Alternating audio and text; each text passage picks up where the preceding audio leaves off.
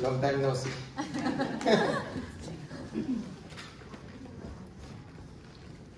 So we're in the last Sunday of October and also the last day of our series of message about Thanksgiving. And I hope you can bear with me this time because it was such a long time that I speak in your presence, and this time it's a little bit long. Medyo napahaba ng konti, but don't worry, I will just try to speak faster. So it reminds and encourages us to keep the attitude of being grateful every single day. Katulad ng kanta kanina, count your blessing. Right? Every single day. Every moment, no matter the circumstance will be. As Apostle Paul instructed the believers in Philippi not to be anxious about anything in every situation, but to present their request to God by prayer with thanksgiving. So that is in Philippians 4 verse 6. But in James 3 verses 10 to 11, it says, out of the same mouth come praise and cursing. My brothers and sisters, this should not be. Can both fresh water and salt water flow from the same spring? What James is saying here is, as much as we give praises and thanks, it is from the same mouth that we also curse. A curse means to speak words of dissatisfaction, objection, protest, and other expressions which are not pleasing to God or not edifying to other people. Which, according to James, should not be like that. A believer should not behave as such. He even compared it to a spring. A spring is either fresh water or salt water. It cannot be both water flows from the same spring. Unfortunately, there are times that we behave like what James is saying. Because there is one attitude that each one of us has, which is innate in us since we are born. Yung iba, konti lang. Yung iba, medyo maraming nasambot nung ipinanganak, kaya medyo mas identified natin sila, yung mga taong mayroong ganitong attitude. And what is this attitude that we are referring to? It is the attitude of complaining. Apostle Paul, in his earlier instruction to the Philippians, he says in chapter 2, verse 14, we have it in different versions, so it's for you to choose. If NIV, do everything without grumbling or arguing. In King James Version, do all things without murmurings and disputings. And in NASB, it says, do all things without complaining or arguments. In Tagalog, gawin ninyo ang lahat ng mga bagay na walang bulong-bulong at pagkatalo, o nang walang pagtutol, o nang walang reklamo. It only takes this attitude to become ungrateful. Being a complainer steals and depreciates the attitude of being thankful. And the sad part is, we are unaware sometimes, unknowingly and unconsciously committing these mistakes. It is almost certain that after our worship service today, before the day ends, there is a chance that we may committing this. Right? Meron tayong reklamo. Mabuti na lang, naging Kristiyano na. Kung hindi, baka may reklamo na, may mura pa. Lalong napasama. So this is what James is saying, that it should not from the same mouth that we give thanks and then complain. This evening we are going to discuss and hear from what the Bible teaches about complaining and answers the questions, why does God hate complaining? Is there a kind of complaints acceptable to God? How can we be always grateful so that the words that will come out from our mouth are pure and blameless? And the title of our message this evening is Turn Complaints into Gratitude. Let's pray. Dear God, our Heavenly Father, Lord, we pray for the Holy Spirit to be with us, to be our guide, to lead us to accept your message this evening, that we may receive it with an open heart, that help us, Lord, to be receptive to your message, that we may be able to apply it to our life, not only to be hearer, but doer of your word. This we pray in the name of our Lord Jesus Christ. Amen. Now, before going further, let us first define a couple of words to give clarity of what we are about to discuss. First is the word complain, without the T, complain. So according to AI, complain is the expression or act of dissatisfaction, annoyance, or pain. An example of this is, the guest has enjoyed the party except for the food. So yun yung kanyang expression. So the people were not happy or not satisfied with the food. On the other hand, complaint, with letter T, refers to the statement of dissatisfaction itself, the act of complaining or formal grievance. So another example is, people say the food is tasteless and the beef is not tender enough. So yun yung statement of, yun yung reklamo. Yung una, nagre-reklamo. Yung pangalawa, yun na yung reklamo. Okay. So complain is the expression and complaint with letter T is the statement. Now before we answer the first questions, perhaps we need to ask first, do we please God? Do we please God? Or is complaining acceptable to God? Sino kasabing yes? Is complaining acceptable to God? Yes? Okay. So, is complaining not acceptable to God? Wala rin. Okay. Titingnan natin later on kung meron. Kung ano man yung nasa isip nyo, accept, not accept, then we will find out. So, from our definition, there are actually two types of complaints. From the first definition, it says, it is a statement of dissatisfaction. And the other type is, it is a statement of formal grievance or pain. Now, let us first discuss the first definition, complaint as a statement of grievance or pain. So, we have here three examples of this kind of complaints, which I believe covers the situations that we are experiencing. So, first is an honest expression of pain. In Psalms 55, verse 17 to 18 says, evening and morning and at noon, I will complain and murmur, and he will hear my voice. He rescues me unharmed from the battle waged against me, even though many oppose me. So from this verse, you can guess. Okay, let's see. Complain in the morning, complain in the noontime, and complain in the evening. It was never ending complaint. It was not written, but most likely it did not occur for just one day, but multiple days. So the background of Psalm 55 is, it's a prayer by King David, likely written during the rebellion of his son Absalom, in which David cries out to God for help. Now just imagine, King David is already old during this time, and he was being pursued not by other enemy nation, but his own son, and trusted counselor. So how painful is that? Yet in verse 18, God rescued him unharmed. So God heard and honored his prayer. So in this world, we experience different kind of pains. Maybe physical, emotional, mental, financial. May mga sakit sa bulsa, right? And we can plead to God and tell Him about our feelings, difficulties, fears, and suffering. Nothing is secret to God, and He knows our heart. If we are just honest, remember the word honest, honest enough in experiencing our pain, God will hear us. So that's an honest expression of pain. Second is lament and grief. In Exodus 2, verses 23 to 25, the Israelites groaned in their slavery in Egypt.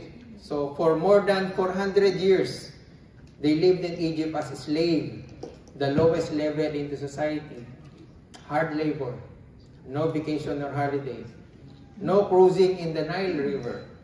So, but they cried out to the Lord. And in verse 24, God heard their groaning and delivered them out of Egypt. Because of Israelites' lament and grief of their situation, it was heard and was honored by God. The Bible contains many laments that are honest cries of the soul expressing difficult realities. There are psalms of lament, mostly from King David, asking God to deliver him from suffering, sorrow, or great loss, failures, and enemies. One of which is Psalms 55, which we have just seen. And there is even a book in the Bible so full of grief and sorrow. So it was named Book of Lamentation. Book of Lamentation. Sa Tagalog, hindi nyo na alam ang Tagalog. Okay. Aklat ng Panaghoy. Iba pangalan pa lang na talaga Panaghoy.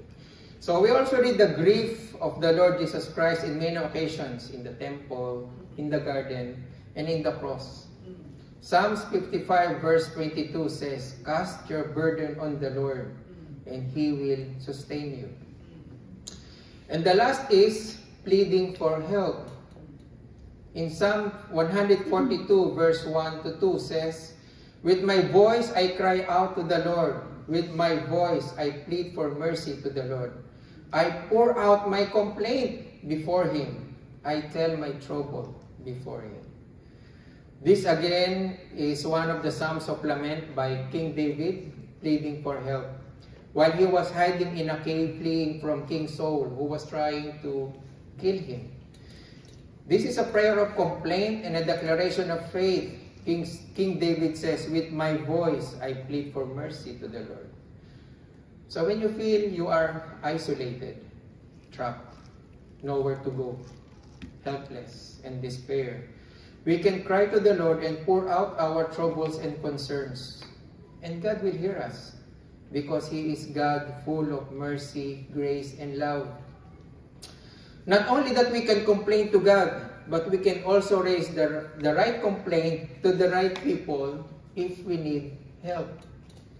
In Acts chapter 6 verse 1 to 4, the Hellenistic Jews complained against Hebraic Jews because their widows were being overlooked in the daily distribution of food. They did not complain among themselves. They did not complain among them, or just anyone they knew, but they raised their concern to the apostle, to the proper people.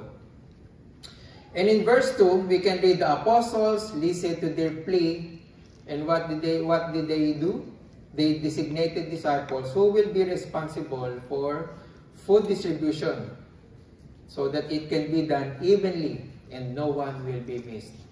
So the Greek believers complained to the apostles, and their complaint was heard.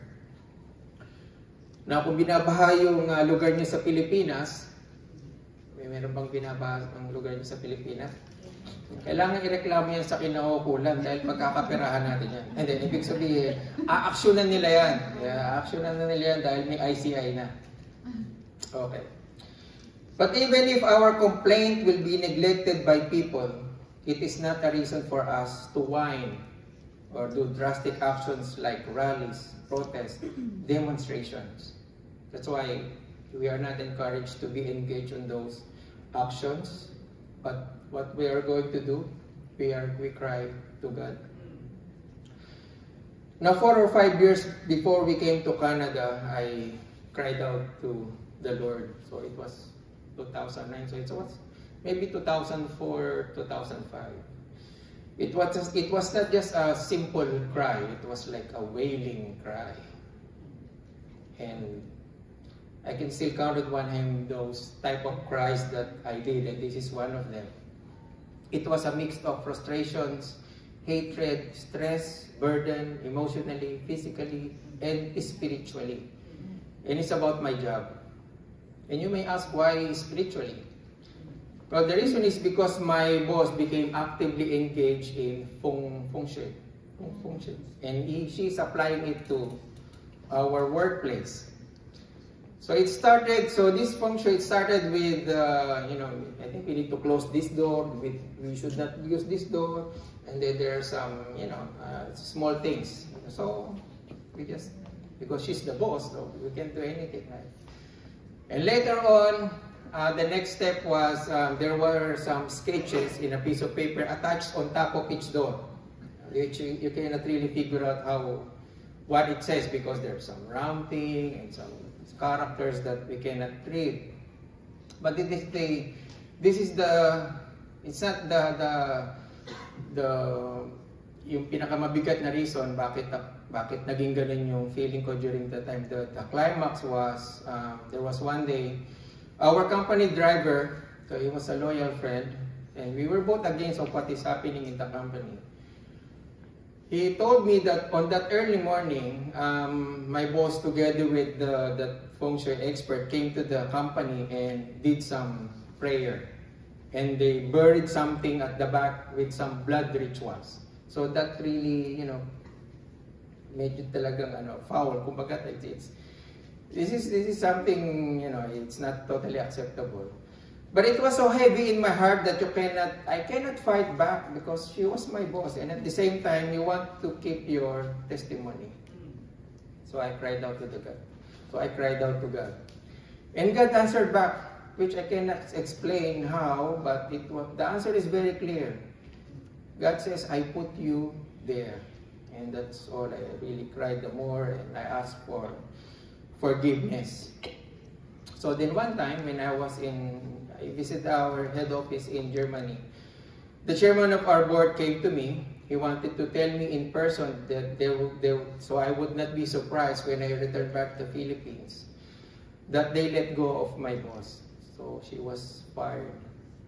And they decided to designate me as officer in charge of the company while they are still trying to figure out the permanent solution. So after a month or so, they assigned an interim president. So they're still trying to figure out, so they assigned an interim president who happened to be my previous boss and very much aware of the situation because even though he was already outside of the Philippines, remember the driver? Siya yung original driver niya. So lahat ng mga driver, maraming yan. So siya yung nagre-report sa kanya. So he's very much aware. And what the interim president, the moment he stepped in, he called me and then he said if I can request our pastor to come over and pray. Even though he's a Roman Catholic actually. But he is well aware that that is wrong. So early morning, the next day, I brought with me 3 of our pastors and we prayed. But then unfortunately, 2 years after I came here to Canada, our company in the Philippines closed down. So the consequence of sin has to be served. It's the sin of idolatry, which God hated the most. Because instead of trusting God, trusting other means like the feng shui.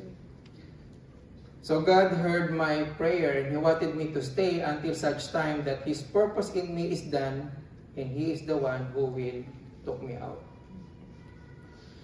So if you're experiencing an honest pain, lament and grief and pleading for help, seek God and submit your complaint.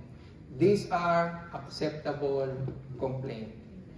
Present your request to God by prayer and petition with thanksgiving, and He will hear and honor your prayers. Because we can hold on to the promises He has made in the Scripture. There's a lot of promises. He will never leave us nor forsake us because He is a good God. And our Lord Jesus Christ has an invitation. He said in Matthew 11:28-30, "Come to me, all you who are weary and burdened, and I will give you rest. Take my yoke upon you and learn from me, for I am gentle and humble in heart, and you will find rest for your souls, for my yoke is easy and my burden is light." So these complaints, these are acceptable to God, and He will hear our complaint. Now, we go to the second definition of complaint, the interesting one.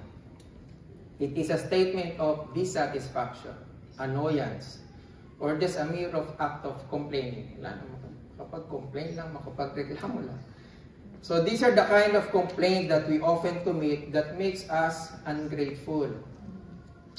Is there anyone here who wants to hear complain about yourself or something about anything you did? Hanggat maaari, ayaw nating makarinig ng reklamo tungkol sa atin. Ayaw natin na reklamo. For those who were raised in the Philippines, and I think most of us here were raised in the Philippines, we're not even allowed to speak up. Ibubuka mo pa lang yung sasalita ka pa. You cannot even talk back. You cannot even speak up. So these kids here are, you can speak up, but not on our time. Isang titig ka lang, Oo, ka nang magsalita at may tama ka. Okay. Or in some form of extreme government system like military, communism, and monarchy, if someone is caught complaining, may result to death because it shows an act of rebellion. Which in a way, it's I don't promote, but it is a valid point sometimes. If as human beings does us like this kind of complaints, how much more it is to God, the sovereign God, our Father, who is ever powerful, ever present, and ever knowing, the Creator, the Alpha and the Omega. And then here we are, a finite being, complaining to an infinite God. As if God did not do so well. Mali yata. That's why we complain. It is totally not tolerable or acceptable. And I have here 3 kinds of not acceptable complaints, which I believe covers most of what we are complaining about. And the first is blaming God for misfortune. Now in Exodus chapter 16, it tells us the story of the Israelites who were traveling again in the wilderness after they were delivered from Egypt. They grumbled to Moses and Aaron on the hardship they were experiencing while in the desert. They are suffering a lot of hardship when they are in Egypt because they are in slavery. But then again, they were delivered out of that. Now they again complaining about another type of hardship. The Bible did not detail all the hardship, but one is food and water, which is expected. Yan yung madali natin i-complain, di ba? Food, water, baka kainin natin. Yan na naman. Okay, and verse 2 and 3 says, in the desert, the whole community grumbled against Moses and Aaron. The Israelites said to them, if only we had died by the Lord's hand in Egypt. There we sat around pots of meat and ate all the food we wanted. But you have brought us out into this desert to starve this entire assembly to death. So yun yung kanilang blame. You. Sabi ng mga Israelites kay Moses at Aaron, sana hindi mo na lang kami nili sa Egypt, hindi na tuloy kami nakakapag all you can eat. Diba? Sabi rito, di ba, sabi doon, they sat around, nakaupo, and ate all the food, all you can eat. They were blaming Moses and Aaron, but indirectly they were blaming God because Moses and Aaron were just following God's instruction to them. Like what is written in Exodus chapter 16 verse 8. Moses is speaking and he said, who are we? You are not grumbling against us, but against the Lord. And because of this complaint, the Lord God punished them. And what's the punishment? In Numbers 11 verse 1, now the people complained about their hardship in the hearing of the Lord. And when he heard them, his anger was aroused. The fire from the Lord burned among them and consumed some of the outskirts of the camp. Buti na lang, maigil na yung biyaya ng Panginoong Diyos ngayon. Kung hindi, may mga nasunog na siguro. Okay, sino dito ang nakapag-camping na sa wilderness? Yung talagang camping na out of, meron na ba? But just imagine, if you do the camping, and you did camping, but it's, with utilities. But just imagine, walang supply ng kuryente at walang tubig. Walang toilet. So kapag maliligo kayo, walang hot water. Mahirap mag number 2. Kung di nyo pa naranasan, pagbaba ng pantalon nyo, di kita na lahat ng lamok. Paano kung sira ang tiyan nyo? Napakahirap. So ganun, just imagine that for 40 years that they travel. I'm sure this is just nothing compared to the hardship but they're experiencing.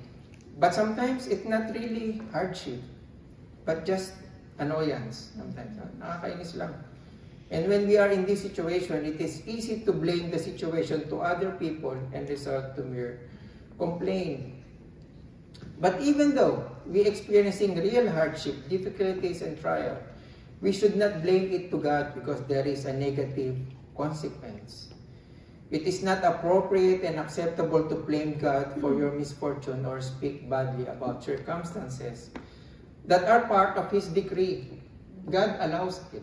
It's part of His decree, His will and His purpose. And we do not have the right to question that, much more not to complain.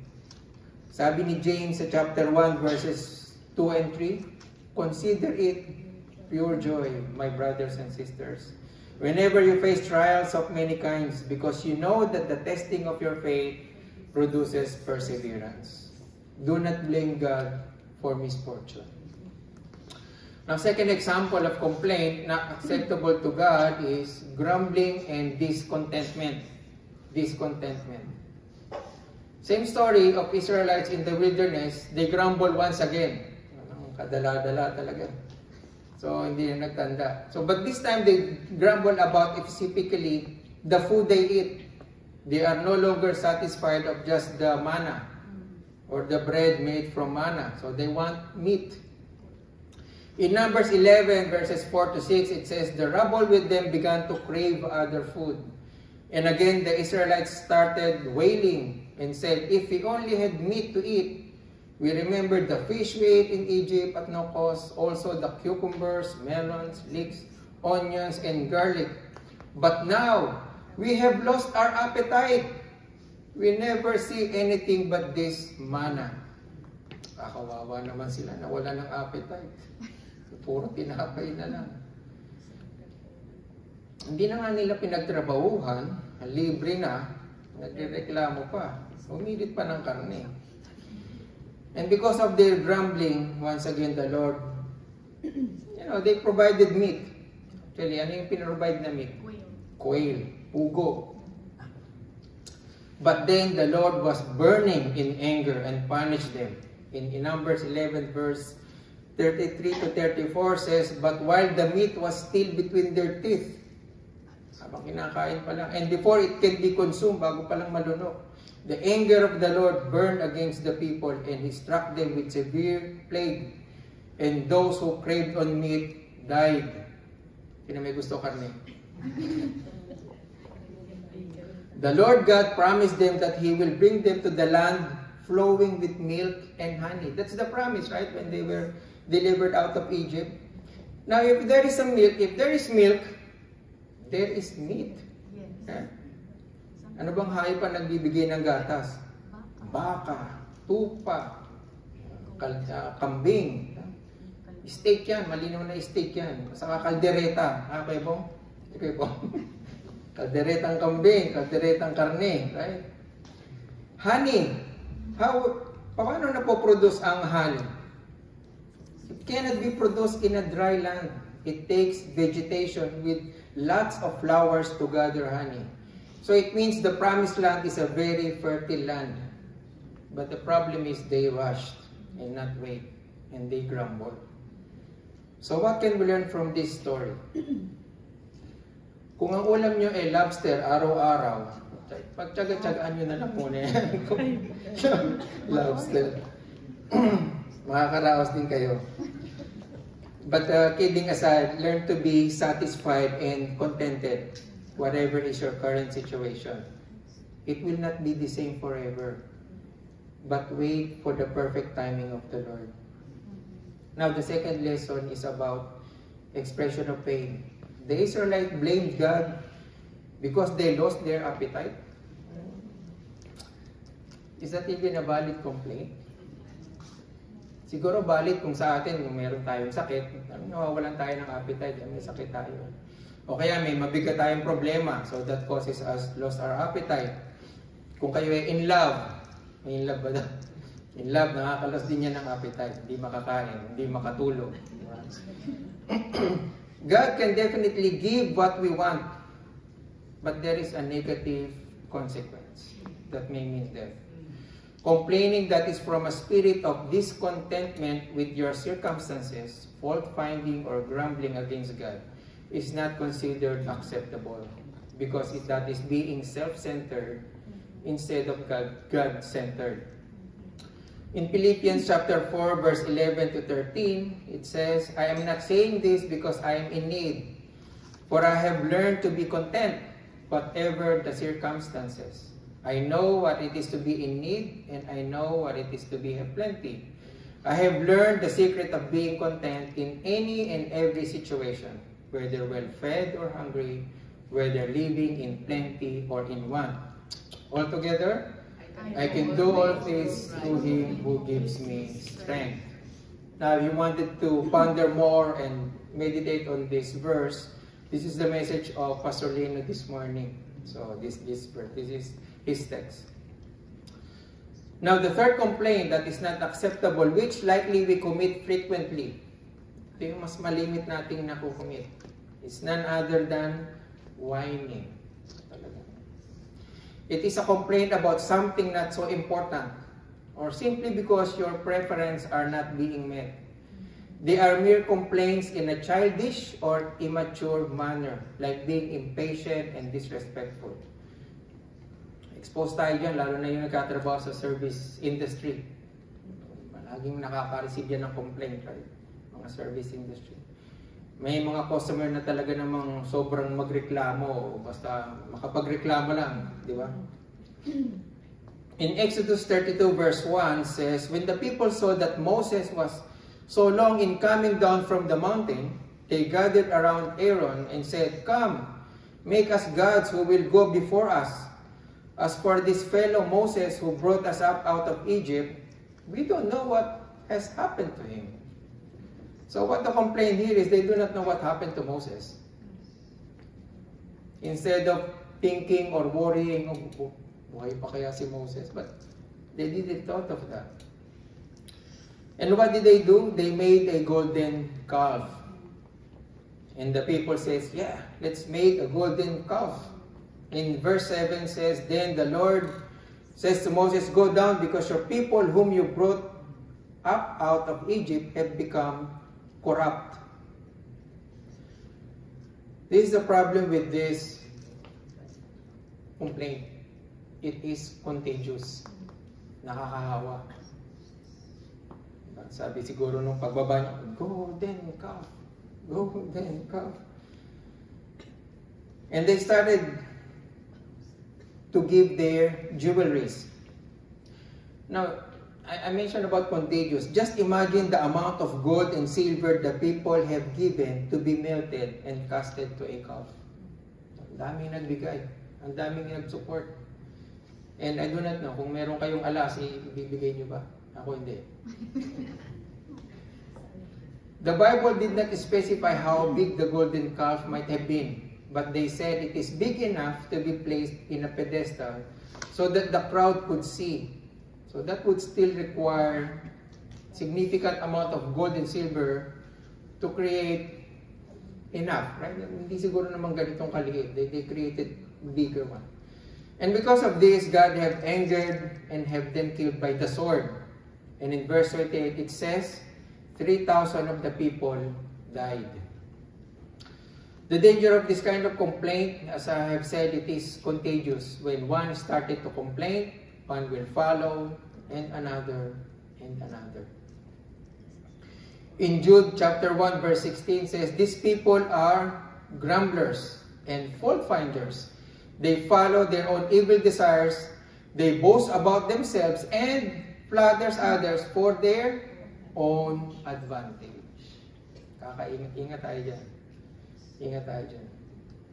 Now, another type of whining is not meeting our preference or being disrespectful. In Numbers 16 verses 1 to 2, Korah became insolent and had influenced 250 community leaders. So just one person influenced 250 community leaders and rose up against Moses. And because of that, God punished Korah together with his family and his possession. In verse 32, it says, the ground opened and swallowed them. Yeah. Malimit ang lindol sa Pilipinas, huwag mo na kayong uuwi.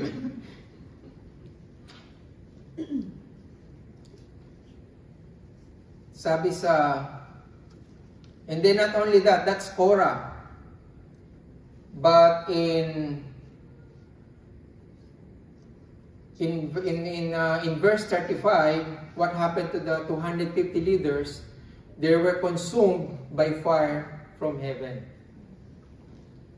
So James 5-9 says, "Don't grumble against one another, brothers and sisters, or you will be judged. The judge is standing at the door." Now we need to be aware and mindful of blaming God for misfortune, directly or indirectly, grumbling and discontentment, and whining because they were for sure punishment from God. So what shall we do? Don't grumble. According to 1 Corinthians chapter 10, verse 10. Now to answer the last question, how can we be always grateful so that the words that will come out from our mouth are pure and blameless? So first is, check the condition of our heart. What is inside of it? Ano ba yung nasa loob ng puso natin? Is it about ourselves? Self-centeredness, bitterness, frustrations? Or is it love, forgiveness, understanding, and joy? What is the top priority inside our heart? Is it God or something else? It's like a tea bag. Famous siyang tea bag sa mga nag-aaral ng apid, right? So when you put hot water in a jasmine tea bag, so anong ina-expect yung lalabas sa tea bag? Anong flavor? Jasmine. Hindi magbabago yun. Kahit medyo malamig, lukewarm or very hot, it will still be the same. What is inside the person, their true thoughts, feelings, and priorities will be revealed through their words and actions.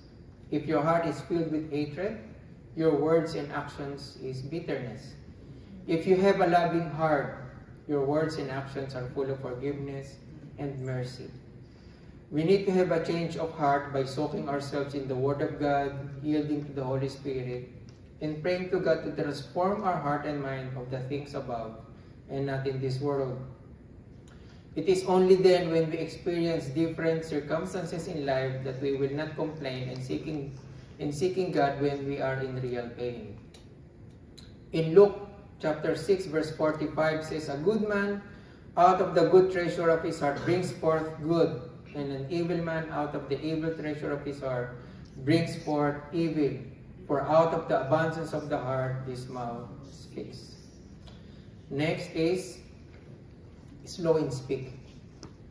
Now, this is about yung minsan pagkasalit, bigla na tayo nakakapagsalita, it's a bad habit to break. But the Bible says, slow in speak.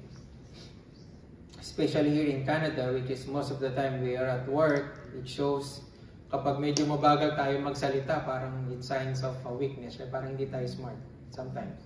I do not know what your feeling is, but dapat parang pag nagsalita, medyo kasabayan mo agad yung salita, di ba? Parang ganyan yung kalakaran dito.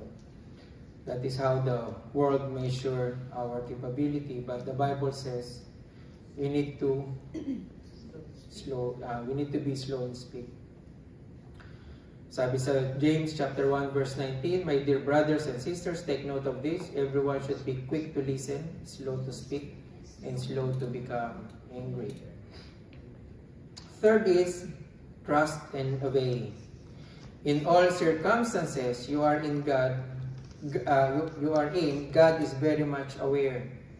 His plan for us is to prosper and not harm us. Proverbs chapter 3 verse 5-6, "Trust in the Lord with all your heart and do not lean on your own understanding. In all your ways acknowledge Him and He will make straight your path." So in all your ways, acknowledge Him. So obey first before you complain. Now fourth and last is simply don't complain. Wala na akong maisip don't complain. We need to grow and mature. Kailan ba kayo nagko-complain? Kailan nyo napipil na parang mas malimit kayo mag-complain? Di ba minsan kapag meron tayong sakit, iritado, right? Subukan nyo masakit ang ngipin nyo. Lahat ng bagay sa magre-reklamo kayo. Di ba? Kasi iritado tayo eh. No? But sabi dito, we need to be mature enough for the Lord.